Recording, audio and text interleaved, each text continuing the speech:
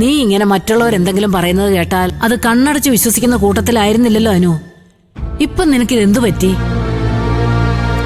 ദയേ എനിക്ക് മറ്റുള്ളവരുടെ കൂട്ടത്തിൽ പെടുത്താൻ പറ്റുമോ ഭാനുമ്മേ? എന്റെ അനിയത്തിയല്ലേ അവള്. അവൾ എന്നോട് കള്ളം പറയോ? കള്ളം പറയുന്നതല്ല. ഇന്ദ്രനെ കൊണ്ട് സുശീല അവിടെ പോയി കാണും. പക്ഷേ അവനൊരിക്കലും ഹർഷയെ വേറൊരു രീതിയിൽ കാണുമെന്ന് ഞാൻ വിശ്വസിക്കുന്നില്ല അനു. മോള് ഒന്നുകൂടി ആലോചിച്ചൊരു തീരുമാനം എടുത്താൽ മതിയായിരുന്നു. എനിക്കിനി ഒന്നും ആലോചിക്കാനില്ല ഭാനുമ്മ. മാസം 25,000 രൂപ തരുന്നതിന്റെ അധികാരവും സ്വാതന്ത്ര്യവും ഇന്ദ്രൻ ഇനി എന്നോട് കാണിക്കണ്ട. 2 തോണിയിൽ കാല് വെക്കുന്ന ആളെ എനിക്കിനി കാണുക പോലും വേണ്ട. 25 ലക്ഷം രൂപ വാങ്ങി രഘുവേട്ടനും കൊടുത്ത ആ നന്ദി ജീവിതകാലം മുഴുവൻ അവരെന്നോട് കാണിക്കും. ആ കുടുംബം രക്ഷപ്പെടുകയും ചെയ്യും. എനിക്കത് മതി. ഞാൻ ഇപ്പൊ തന്നെ രഘുവേട്ടനെ വിളിച്ച് ആ പണം റെഡിയായെന്ന് പറയാൻ പോവാ.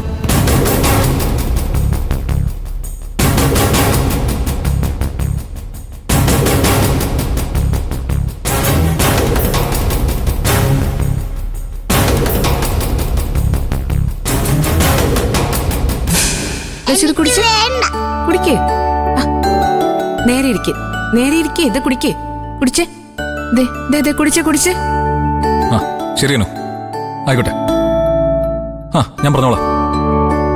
ആ അമ്മാവൻ ഇവിടെ ഇല്ല. വന്ന അമ്മാവരോട് ഞാൻ പറഞ്ഞോളാം. ആ ശരിയെന്നാ. അമ്പിളി, അവനോ വിളിച്ചേ. അവള് വീണ്ടും ഇന്ദ്രനും അവന്റെ അമ്മയോട്ട് ഉടക്കി. അതിന് നിങ്ങൾ എന്തിനാ ഇത്ര സന്തോഷിക്കുന്നേ? അല്ലെങ്കിൽ അവർ ഉടക്കി പിരിഞ്ഞതല്ലേ. വീണ്ടും ഉടക്കിന്ന് വെച്ച് അവൾക്ക് ലോട്ടറി ഒന്നും കിട്ടത്തില്ലല്ലോ. അവൾക്കല്ല, നമുക്കാ ലോട്ടറി കിട്ടാൻ പോകുന്നത്. അതും 25 ലക്ഷം രൂപ.